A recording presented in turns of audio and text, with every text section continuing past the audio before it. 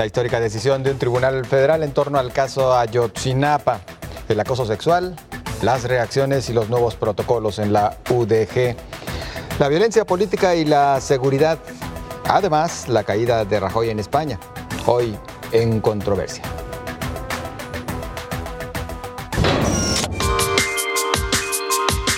A unos meses de que se cumplan 4 años, un tribunal federal pone en duda la versión oficial sobre el caso. Abona más a las dudas ordenar la creación de la Comisión de Investigación para la Verdad y Justicia del caso Iguala. Representa una crítica fuerte al debido proceso y a los derechos humanos al señalar que la investigación no fue pronta, efectiva, independiente ni imparcial por parte de la PGR, como exige la jurisprudencia de la Corte Interamericana de Derechos Humanos. La sentencia ordena reponerle el proceso al exalcalde de Iguala, su esposa y 3 personas más. En la sentencia, los magistrados federales señalan la necesidad de cumplir con el derecho fundamental de acceso a la justicia de las víctimas, previsto en el 17 constitucional, cuyo objeto es llegar a la verdad y se pueda garantizar que no se repitan este tipo de graves violaciones. Bueno, entramos en materia y saludo a mis compañeros. Sonia Serrano, muy buenas noches. ¿Qué tal? Muy buenas noches. Julio Ríos. ¿Qué tal? Buenas noches. David Gómez Álvarez. Buenas noches. Jaime Barrera, muy buenas noches. José Ángel, buenas noches a todos. Pues decisión histórica, Sonia. Bueno, ahora se pide una comisión de la verdad, se instruye que deba crearse una comisión de la verdad. ¿Qué podemos esperar después de todo esto? Yo creo que en términos generales hay poca esperanza con respecto a lo que va a suceder por la forma en que se ha manejado antes. Sí es histórico que en una recomendación se hable de la participación incluso de particulares en un proceso judicial.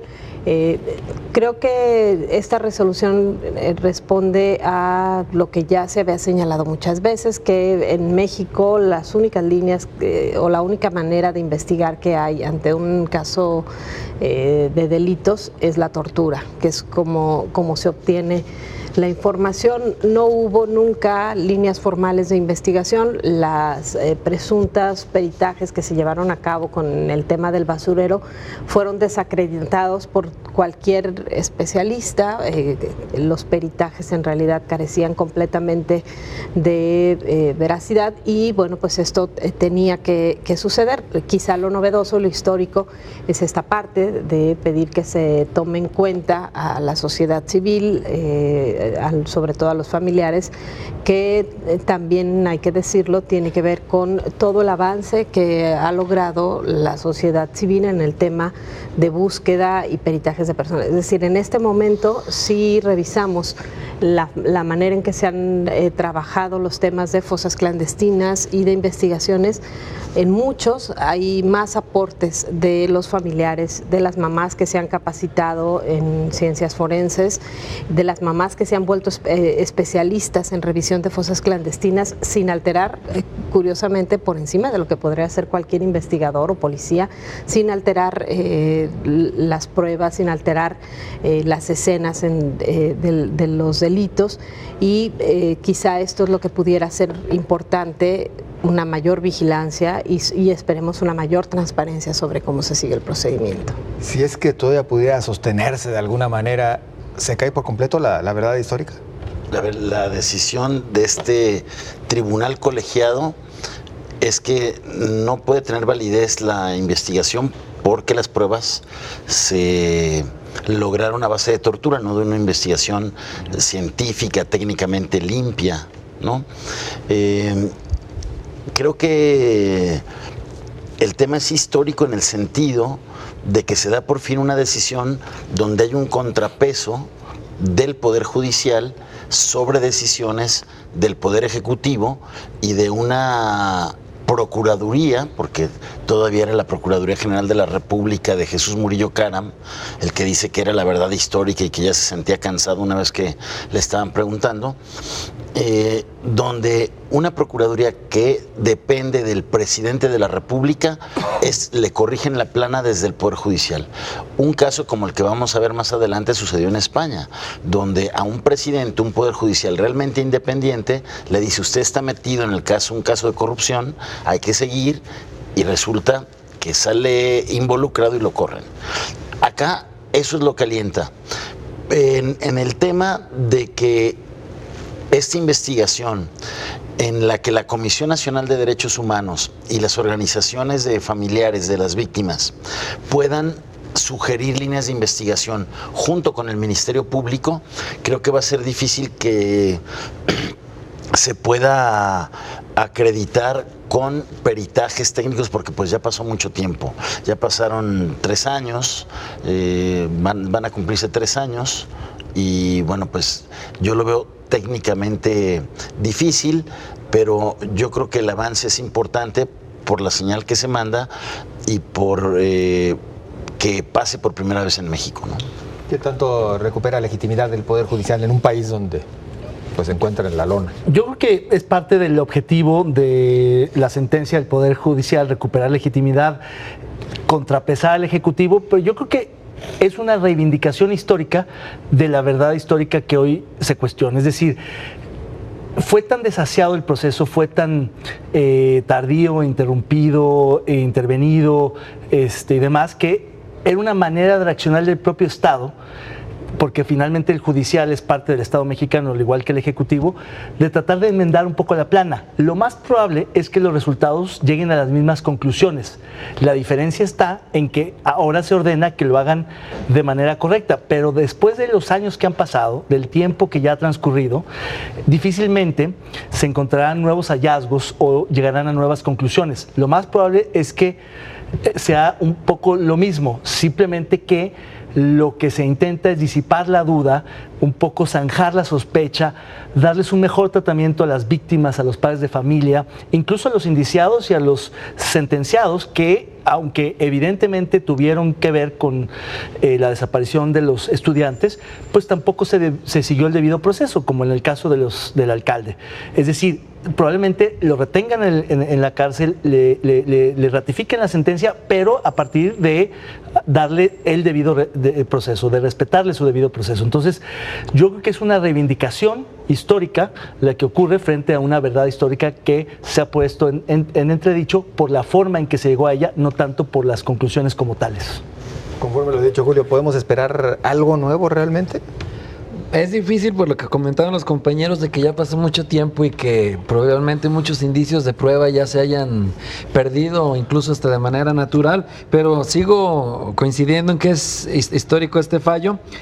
Los puntos torales, pues vemos es que se comprueba que la investigación no fue, en este caso, independiente, ni tampoco imparcial, no se exploró la participación del ejército. También es importante porque se está ahí pues estableciendo que puede haber acceso a todas las instalaciones o centros de detención que tenga las autoridades, lo cual fue una resistencia sistemática cuando se intentó investigar y que era lo que exigía de parte de los familiares. También está esto de la indemnización económica y también que pues se crea esta Comisión de la Verdad, que hay que recordar que en derechos humanos es muy importante esto del derecho a la verdad, porque es para dos cosas: para la reparación integral del daño y para la garantía de no repetición. Es muy importante el derecho a la verdad. Para la reparación integral del daño, pues es obvio, ¿no?, el derecho a la verdad, pero también para no repetir los hechos, porque se detectan patrones de estas violaciones masivas, en este caso de derechos humanos,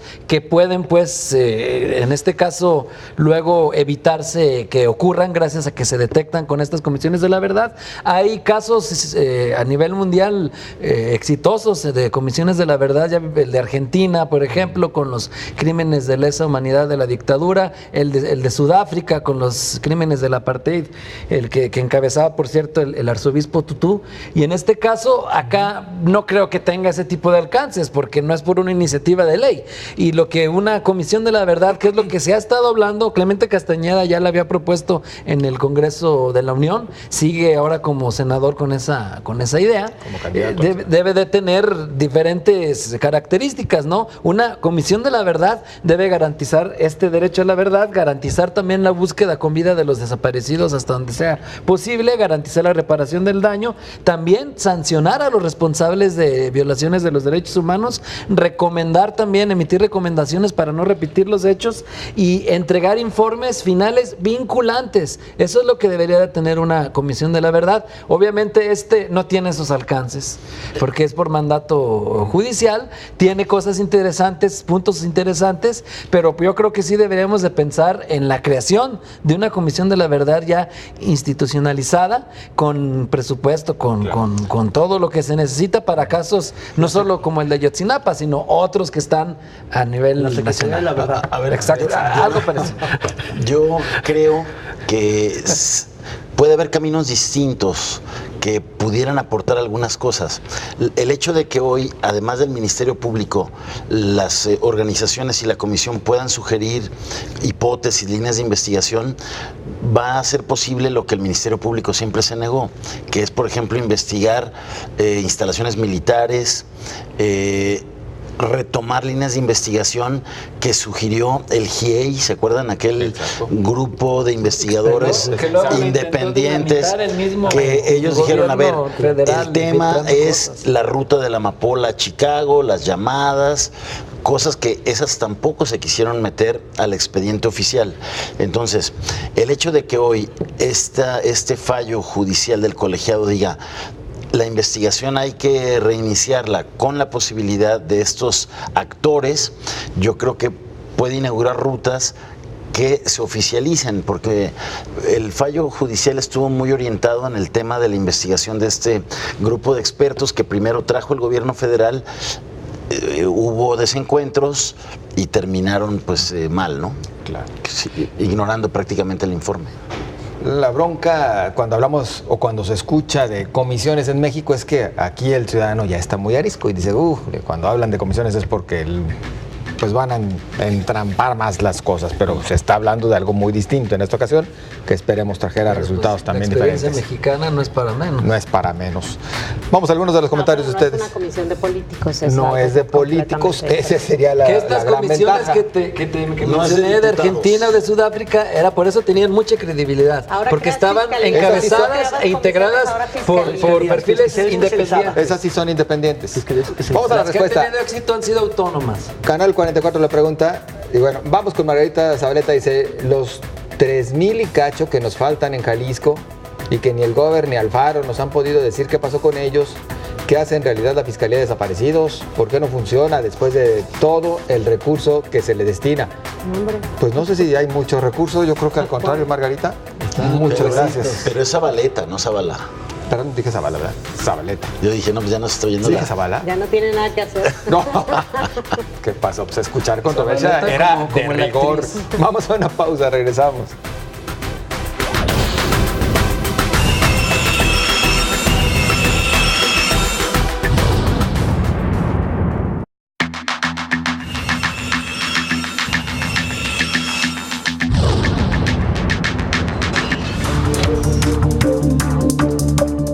Estudiantes y algunas maestras alzan la voz sobre algunos casos de acoso en el Centro Universitario de Ciencias Sociales y Humanidades y la Escuela Politécnica. La Universidad de Guadalajara inicia una investigación al respecto y pide tiempo para resultados. En una rueda de prensa donde la única mujer es la vicerrectora Carmen Rodríguez Armenta, quien no toma el micrófono, se anuncia solo la creación de un protocolo contra el acoso y hostigamiento sexual. Las manifestaciones continúan por la respuesta, por lo que 3 días después se asume la separación del cargo del coordinador de la carrera de Antropología del Centro Universitario de Ciencias Sociales y Humanidades señalado. Se ha reiterado cero tolerancia en casos como estos y se anuncia que por casos similares ha rescindido la relación laboral en 9 ocasiones y hay otros 4 bajo investigación. Y apenas dados a conocer algunos casos, también se han conocido de otros, inclusive ahora en redes sociales. Se sigue hablando mucho más al respecto, Jaime. A ver, yo creo que es la punta del iceberg, ¿no? Estamos ante un caso tipo Hollywood, por decir así. El director de arqueología resultó ser como aquel director de cine que pues traía ahí una historia larga, ¿no? Y a ver, yo creo que es una noticia positiva, sana dentro de todas las historias desagradables y de abuso, de violencia, porque este es un tipo de violencia, el acoso contra la mujer. Pues esas historias terribles de estas víctimas, creo que se puede avanzar y es un momento que le puede venir bien a la Universidad de Guadalajara para destapar un tema que estaba ahí y que se daba de manera silenciosamente, pero que se daba en pues prácticamente toda la universidad. Hoy yo platicaba con el presidente de la Federación de Estudiantes Universitarios, que fue duramente criticado en la manifestación de en la mañana, junto con las autoridades universitarias, porque hay organizaciones de estudiantes de la Universidad de Guadalajara, mujeres, que dicen, a ver, yo veo una estructura machista tanto en la universidad como en la FEU, y no hay confianza para llevar adelante esta denuncia en particular de arqueología que destapa todo este asunto, y todas las que se están sumando a través de redes sociales, porque al igual que ha sucedido con este tipo de escándalos en otras partes del mundo, hace falta alguien que se anime y dé el primer paso para que todas se identifiquen, o toda la serie de víctimas que se identifiquen, que ojo, no pueden ser solo mujeres, hay también muchos hombres que han sido acosados, que hay denuncias de acoso a hombres también, que puede salir. Y una de las cosas con la que se puede demostrar voluntad, en la que ha insistido el rector, es revisar qué ha pasado, que las comisiones de responsabilidad que hay en cada centro universitario, y que finalmente son los que le dan seguimiento a los casos para que lleguen al Consejo General Universitario, a esta especie de comisión de orden y responsabilidades, están integradas solo por hombres. Entonces, bueno, ahí seguramente ha influido y ha dominado esta lógica de complicidad o de protección al maestro amigo, al directivo, al trabajador. Entonces, lo primero que hay que hacer es a la conducta, ¿no? O a la conducta. Como una simpatía. Entonces, o una complicidad. Lo primero que hay que hacer es romper con eso desde la norma, y que diga que esas comisiones deben de ser paritarias y donde haya participación de mujeres y hombres. Y creo que eso es el momento que se tiene que aprovechar y demostrar en los hechos de parte de las autoridades universitarias que están dispuestas ahí a entrarle al tema. Sí, David. Sí, a mí me parece que la reacción es lenta y tardía. Es un poco como queriendo de entrada, por default, defender a la autoridad, al profesor, y tratar de descalificar y de minimizar en este caso, la víctima o el estudiante. La inmensa cantidad de casos es de hombres, profesores, hombres a mujeres. Hay muy pocos de profesoras mujeres a alumnos.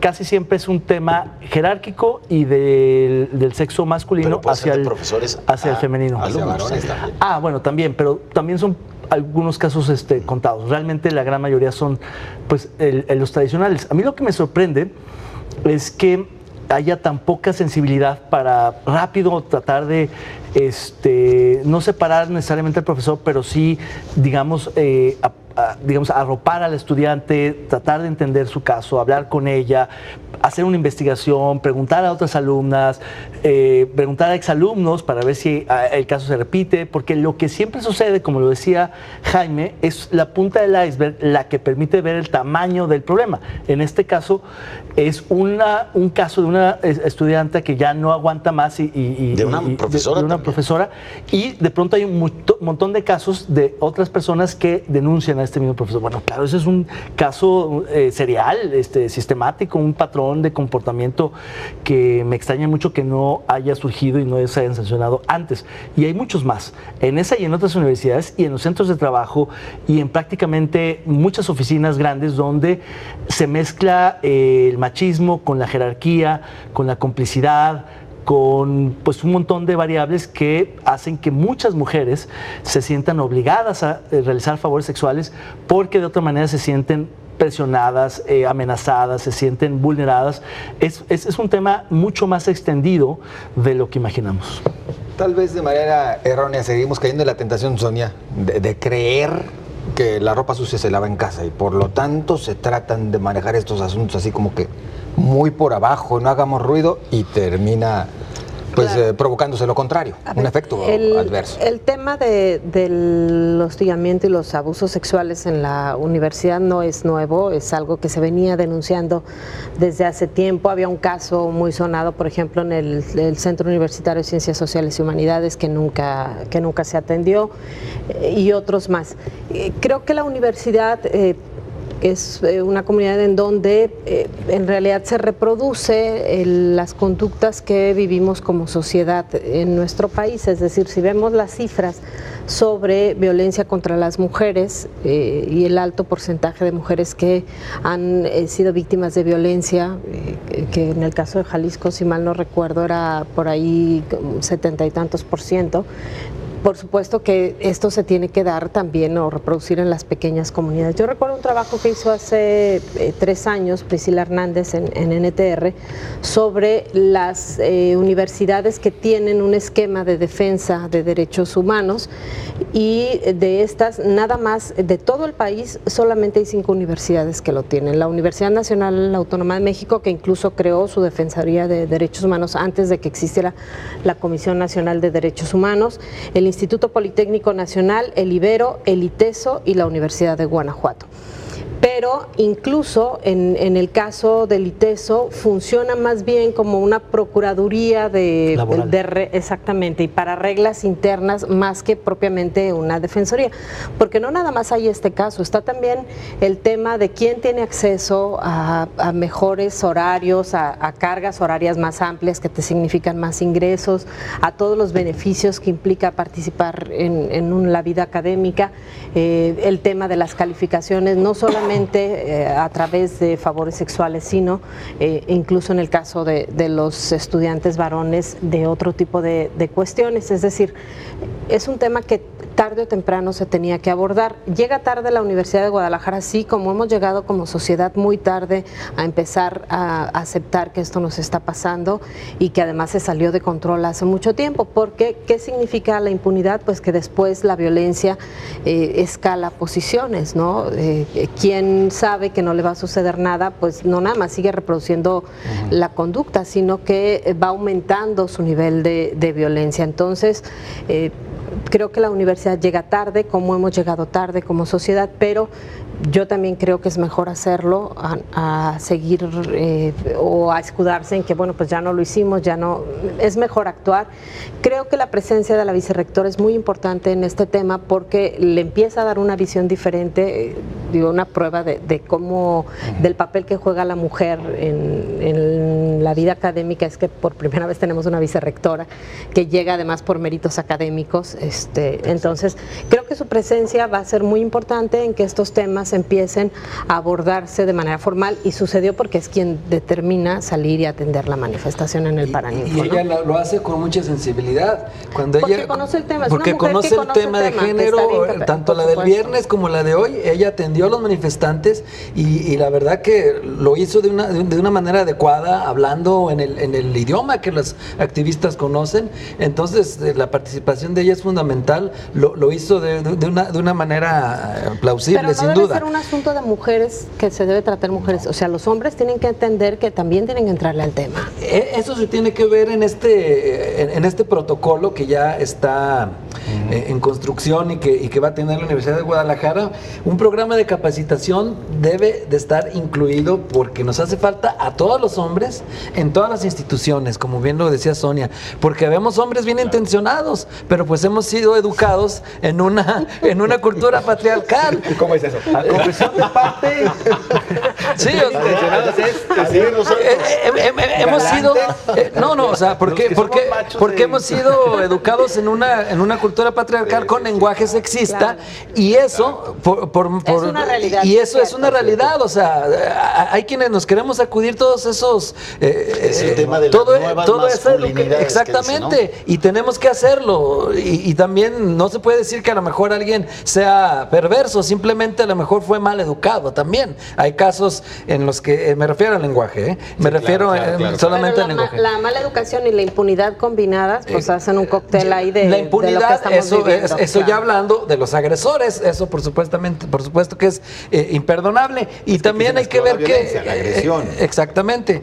Yo solo ahorita me refería al lenguaje sexista o a lo que la cultura a veces te te imbuye desde pequeño. Y este protocolo obviamente pues debe de ir alineado a lo que viene en la Ley General de Acceso a las Mujeres a una vida libre de violencia, los protocolos internacionales, los convenios, y que participen organismos ciudadanos e instituciones que conozcan de este tema, desde el Instituto Nacional de las Mujeres, invitarlo a nivel nacional, el local, a ONU Mujeres, al CLADEM también, las comisiones de derechos humanos, y a las universidades que ya cuentan con este tipo de defensorías, también consultarlas para esto, y tener cursos de inducción en la universidad, tanto de género como de cultura de paz, y difusión en estrategias de todo tipo, offline y online también, porque pues, la penetración que tienen las plataformas digitales, los chavos, las chavas y los chavos deben de tener esta información a la mano siempre. Pues bien, los comentarios de ustedes, regresando de esta pausa, no se vayan.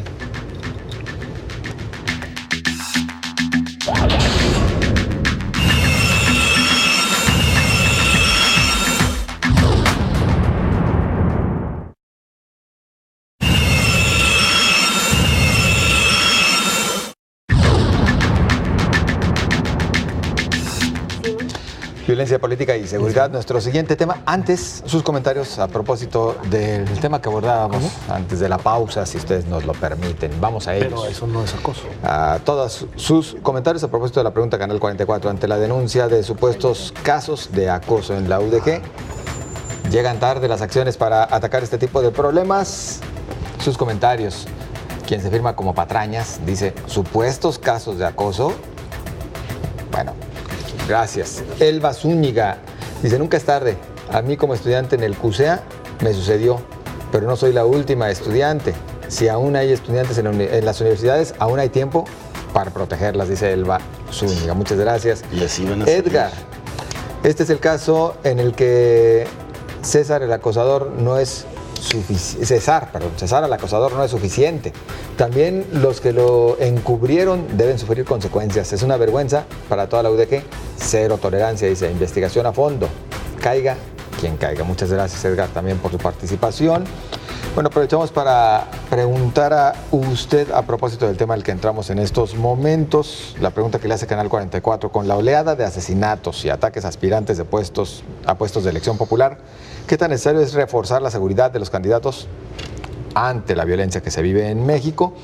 Y bueno, cuando hablamos de violencia política, también nos referimos a los hechos que ocurrieron la semana pasada, después de que se conociera del asesinato del suegro del hermano de Enrique Alfaro, y que propició por ahí un tuit en la cuenta de Miguel Castro, candidato del PRI, un tuit para muchos pues poco adecuado, y que también trajo consigo muchas críticas. Es decir, ahora sí que vamos a abordar el tema de la violencia desde diferentes aristas, estimado Julio.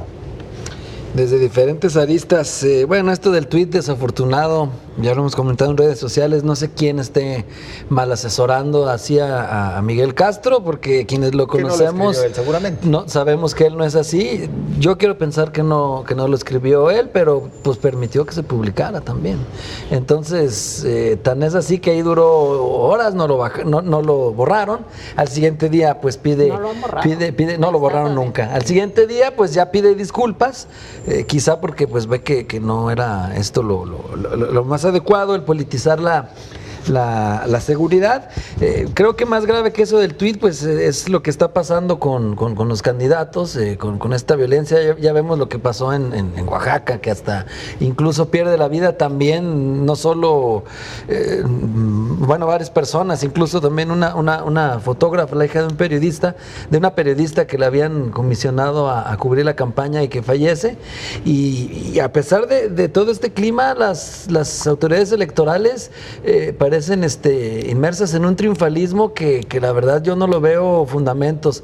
Dicen ellos que no, pues no hay focos rojos, el proceso electoral no va a pasar nada, está garantizado, al ver que pues es todo lo contrario, porque pues si esto ocurre es porque hay una intención de los grupos criminales de alterar la democracia, de alterar el curso natural que debería de tomar un proceso democrático. Aquí en Jalisco hasta ahora han sido 7 7 las solicitudes de seguridad de parte de los candidatos que ya Fiscalía les está otorgando. Van 9, y, 9. Ya van 9, entonces bueno, ya el dato actualizado, varias de ellas en focos rojos, como hemos podido ver en Chapala, donde ocurrió lo de este candidato, también la solicitud de la esposa del candidato asesinado también. En Jilotlán. Creo que la candidata en Tlaquepaque también ya pidió protección. También el candidato Alfaro que golpearon, el independiente de Tlaquepaque, el mismo Enrique Alfaro, luego pues de lo que ocurrió también pide a principios seguridad. De la campaña. ¿Sí? A principios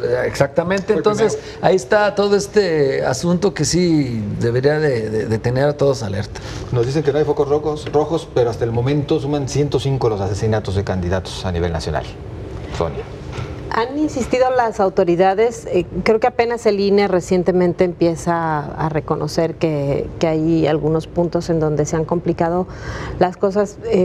Creo que es absurdo que las autoridades sigan insistiendo en que no es necesario tener mayor atención en el tema de seguridad. Lo hacen, supongo, para no desincentivar la participación de los ciudadanos en la jornada electoral y en las actividades de preparación de la campaña, pero lo escuchamos por todas partes. Candidatos que dicen que hay algunos otros compañeros que tuvieron que renunciar a las candidaturas porque no había condiciones, las dificultades incluso que han tenido para realizar campañas en algunos lados. Hace poco una candidata nos decía que en un distrito le dijeron, oye, no puedes tocar el tema de que nos vas a perseguir, de que vas contra el crimen, nada de eso. Tú dedícate a decir cosas bonitas, no sé qué, y olvídate de lo demás, ¿no? ¿En zona metropolitana ese caso? No, pero interior. De Jalisco, sí. Entonces, por supuesto que esto está pasando, o sea, no podemos cerrar los ojos y creo que hasta ahora los candidatos a gobernador han preferido tratar el tema, como muchos temas, de manera superficial, no se quieren enredar, no quieren provocar. Yo creo que algunos sí saben, porque además están recorriendo el estado.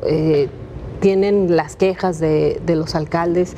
Los punteros seguramente, exactamente. Pero los demás no. Sí, no, los demás casi ni están saliendo, además, porque seguramente tampoco hay condiciones de seguridad para que lo hagan. Alguno de los candidatos a gobernador ya advirtió también que había tenido algunas advertencias con respecto a recorrer el estado. Entonces, no podemos cerrar los ojos. Esto está pasando, creo que es una situación bastante compleja y yo no creo que escuchemos todavía, ni siquiera en el debate en donde se va a abordar el tema, porque curiosamente el tema de seguridad se deja al debate en donde el formato es de participación con ciudadanos y con preguntas previamente seleccionadas. Entonces, creo que ni ahí vamos a escuchar formalmente qué es lo que harían los candidatos para resolver el problema más grave que tiene Jalisco, que es el de la seguridad. No saben tampoco de fondo que podrían realizar ante un fenómeno como el que están enfrentando. Yo creo que sí saben, pero no van a querer meterse.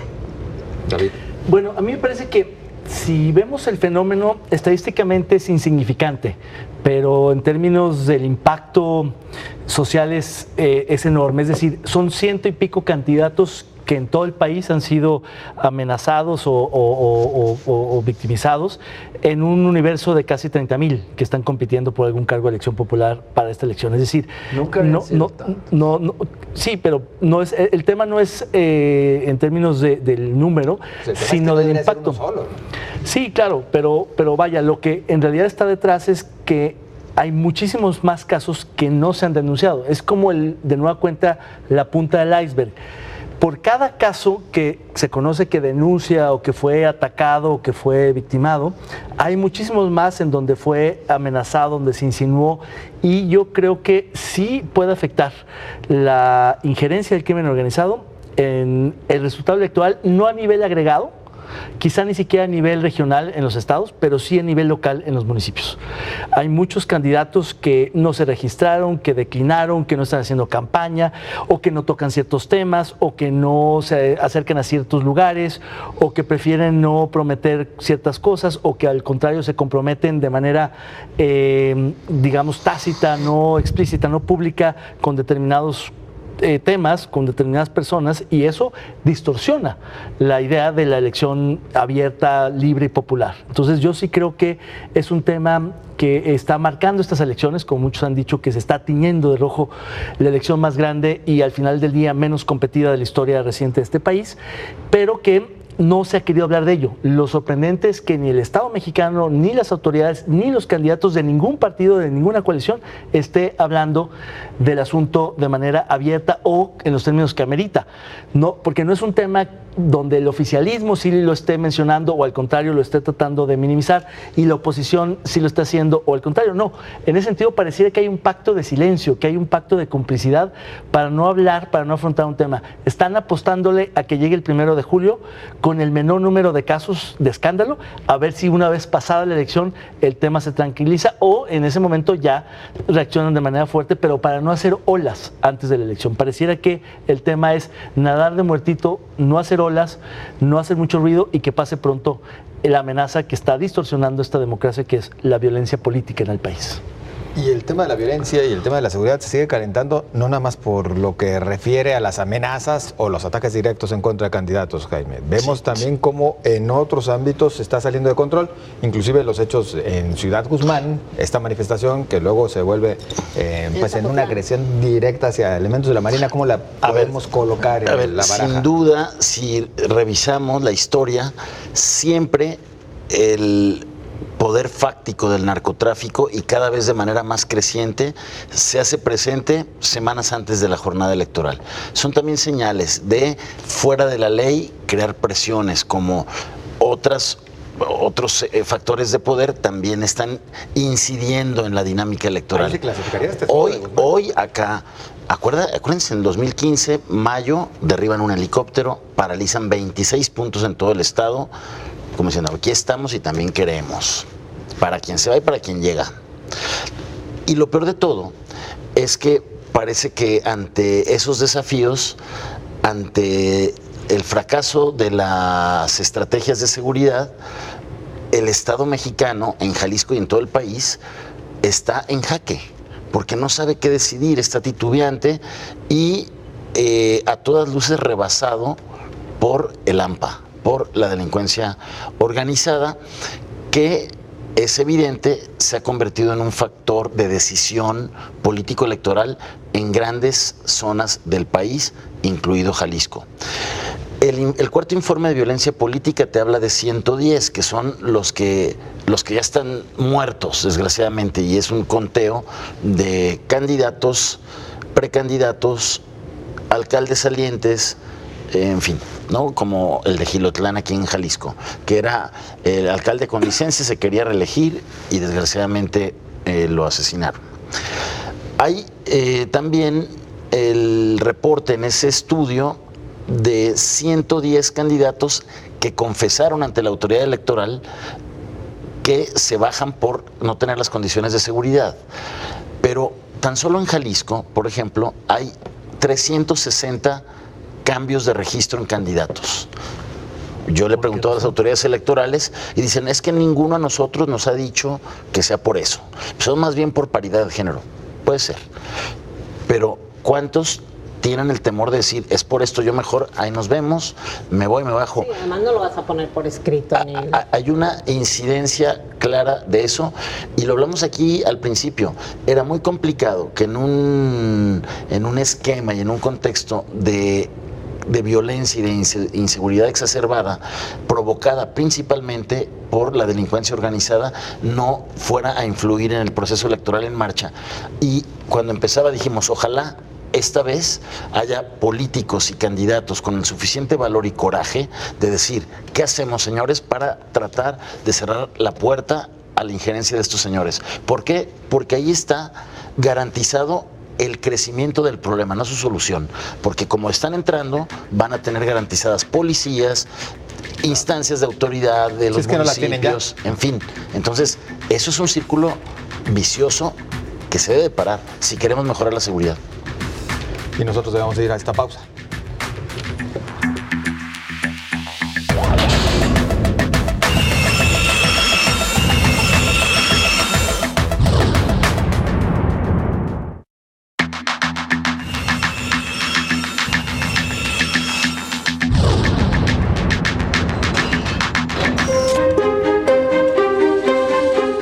Mariano Rajoy, expresidente del gobierno español, pasará por muchas razones a la historia, entre otras por ser el primer destituido en una moción de censura.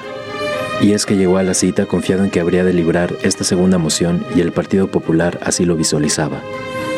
Sin embargo, 180 votos pusieron fin a esos más de 6 años de ejecutivo del Partido Popular. Pudo más el lucrativo caso de corrupción donde se ligó directamente a Rajoy, por cierto, donde él es responsable civil y no penal. Su partido debe devolver el capital recibido procedente de una actividad ilegal de la cual no estaba al tanto. Hay quienes recibieron penas de 51 años, 33 años y 15 años de prisión. En su ausencia, asume Pedro Sánchez del Partido Socialista Obrero Español y es el nuevo residente de la Moncloa, quien espera primero recuperar la normalidad política e institucional para luego llamar a elecciones.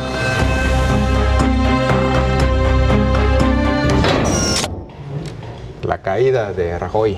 La tan anunciada caída de Rajoy. Yo creo que es un episodio bien interesante porque refleja el funcionamiento de una democracia de pesos y contrapesos, pero también un poco la debilidad institucional por la que atraviesa España. A ver, creo que por partes lo que podríamos decir es que el tambaleante gobierno de Rajoy, que venía arrastrando una serie de escándalos de corrupción, por fin demasiado. Ya fue, digamos, cercado, por fin le dieron el jaque mate, es decir, aguantó mucho más tiempo del que se preveía. Es más, cuando no podía formar gobierno varias veces estuvo a punto de ceder, pero gracias a que no se pusieron de acuerdo los partidos Podemos y el PSOE, el Socialista Obrero Español, Rajoy fue que se quedó más tiempo del previsto, pero esto fue ya la estocada porque ya no tiene que ver con las coaliciones políticas, sino con un escándalo de corrupción. Y en ese sentido, pues, lo que hizo Pedro Sánchez muy hábilmente fue lograr conseguir los votos para una moción de censura. Pero el otro caso bien interesante es el de Pedro Sánchez. Pedro Sánchez ya se había presentado a las elecciones españolas anteriormente y había perdido la votación más importante, que es la interna del propio partido, frente a los famosos varones del PSOEismo, del PSOE español, que son los hombres fuertes del socialismo en las distintas regiones, y prácticamente estaba desahuciado políticamente en su casa y regresó. Prometió que iba a visitar a todos los militantes, a todas las bases, logró hacerse de la dirección del partido y le vino como anillo al dedo la posibilidad de la censura y le ganó la partida a Rivera de Ciudadanos, porque si revisamos las encuestas hoy en España, el partido con mayor intención del voto no es el PSOE, que hoy ya gobierna, tampoco es el PP, que acaba de dejar de gobernar, sino es Ciudadanos, este movimiento catalán nacional español que ha ido creciendo mucho y que incluso también ya rebasó a Podemos. Hoy el sistema político español tiene 4 grandes formaciones: el PSOE y el PP, que son los históricos, y Podemos y Ciudadanos, que son los emergentes. Entonces, lo que hizo Pedro Sánchez fue aprovechar esta coyuntura para hacerse del gobierno español, que era su anhelo, y diferir un poco las elecciones. Seguramente va a tener que llamar pronto elecciones, pero no necesariamente de manera inminente o en los próximos días o semanas, sino quizá en algunos meses, y eso le dará tiempo a pues, tratar de corregir algunas políticas del gobierno de Rajoy, cambiar algunas cuestiones para tratar de ganar mayores simpatías y poder, al momento en que haya elecciones generales, poderle competir a Rivera, que es su rival auténtico, que es el que aspiraría a gobernar. Por eso, tanto Rivera como Ciudadanos y como otras formaciones políticas no apoyaron a Sánchez porque al PSOE, porque no les convenía que él llegara al gobierno. Les convenía más que el propio Rajoy dijera: me quedo un poco de tiempo más, pero convoco a elecciones, me comprometo con una fecha para tener comicios. Y al contrario, tuvo que renunciar. Y en ese sentido, pues creo que el PSOE demostró que todavía tiene buenos oficios de gobierno, y en general me parece que todas las formaciones políticas en España estuvieron a la altura de las circunstancias, y hoy pues tenemos un gobierno que tampoco va a durar mucho, pero que por lo menos ya no es el PP, que había estado enfrascado en muchos escándalos de corrupción. Y mientras tanto en México vemos casos de otros países donde caen presidentes y aquí no pasa nada. Sí, es cuando ve que México es una vacilada, dice, pues qué ven por los españoles, que allá sí funciona, da envidia, ¿no? De la buena, la verdad que, y más porque este caso, Gürtel tengo entendido, tenía cierta equivalencia con la estafa maestra, por ejemplo, que aquí no pasó nada, y que aquí no pasó nada no solo con la estafa maestra, no ha pasado nada con lo de Odebrecht, no ha pasado nada con la Casa Blanca, que yo quiero ver en qué país el presidente de la República vive o tiene su familia en una casa que está a nombre y que fue construida por un contratista de los que ha ganado la mayor parte de las obras, ¿no? Impensable. Y allá vemos que en España pues sí hay estos contrapesos que están sirviendo, que hay instituciones políticas que pueden sacar del gobierno a los corruptos sin simulación, con contrapesos reales, un sistema parlamentario que pues es atractivo, y es la cuarta moción de censura que ha habido en España, pero la primera que prospera en la historia, tengo entendido. Y pues también vemos algo de lo que comentaba en este caso David Gómez Álvarez, ya es otra España, ya aquello de este bipartidismo que se había beneficiado junto a la corona española, como que ya todo eso ya ha pasado, ya vemos que hasta incluso los mismos españoles ya no se ven muy contentos con una monarquía, con una corona que abusa a veces sin rendir cuentas y que hasta con escándalos hay que les han ahí sacado de corrupción. Ya están varias fuerzas políticas, ya ahora impensable, ¿no?, que fuera a crecer tantos ciudadanos, y más aún cuando Podemos era el que se veía emergente, y pues se va a poner bueno este agarrón con Rivera, y también este rompimiento ya ahora sí ya del bipartidismo, que es una total realidad en España. Y pues ahora ver cómo mantiene la unidad también es un desafío, ¿no? Ver cómo mantiene cierta unidad, en este caso Pedro, porque vemos que la ruptura entre Cataluña, que todo este asunto de que no, las alianzas ahora fueron coyunturales, pero puede que en el corto plazo ya no lo sean tanto. Entonces mantener esa unidad a corto plazo va a ser un desafío hoy en España. Continuando con la secuencia de que aquí no pasa nada y en otros países sí, Sonia. Bueno, tan solo mencionaríamos que con relación al caso de la estafa maestra, si no me equivoco, ya... Sí pasa algo, hay una funcionaria destituida por hacer su trabajo. Una auditora. Sí. Exactamente, es lo que iba. No, dicen que no, que fue porque empresas en las que era socia se ven beneficiado con contratos en la auditoría. Y eso fue lo que la versión pero oficial. casual, y coincide que que fue con la denuncia que hizo, ¿no? Yo creo que esta parte que dice Julio acerca de que es envidiable cómo se procesan los temas, porque España es un país que también creo que, yo no sé si al nivel de América Latina, pero es un país en donde también hay muchos señalamientos de corrupción, es decir, es un país que también ha enfrentado conflictos muy serios por el manejo del recurso público. Creo que, por supuesto, pero creo que también lo que sucede en Europa y sobre todo en los países que van un poco más avanzados en procesos democráticos es que hay un mayor atrevimiento a los cambios radicales, están más acostumbrados a que estas situaciones se procesen abiertamente y además en las instituciones, es decir, aquí estamos acostumbrados a que cuando se da un cambio, por ejemplo, de un funcionario o sucede que agarraron a alguien, casi siempre es debajo de la mesa y con negociaciones en lo oscurito, no son procesos abiertos. Lo que tendría que ser, por ejemplo, un juicio político o un juicio de desafuero, un proceso, en realidad no es ni siquiera cuando se llega a esa instancia un proceso abierto, es un acuerdo previo que se hizo bajo la mesa con determinadas circunstancias. Creo que eso es lo que hay que envidiar, el uso que de pronto se le puede dar a la vida institucional en un país. Sí, a mí me parece que incluso está el caso, por ejemplo, en el que procesaron al yerno del rey, a un montón de gente. No hay intocables, son procesos abiertos, no ocultos, y lo que hablábamos en un inicio del programa es que es un judicial absolutamente independiente, que de pronto un juez dicta una sentencia, gira una orden de aprehensión. ¿Se acuerdan del juez Garzón? Que se hizo muy famoso por detener a Pinochet en Londres, exacto, una vez que pisó suelo europeo. Y así como este caso hay muchos. Lo interesante es que funciona la institucionalidad, funciona la separación de poderes y caen gobernantes no tan directamente involucrados.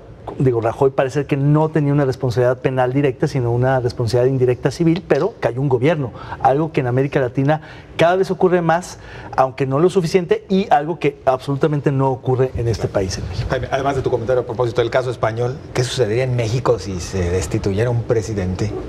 Bueno, ese día vamos a tener que festejar todos que haya un contrapeso, ¿no? O capaz que no sabríamos qué hacer.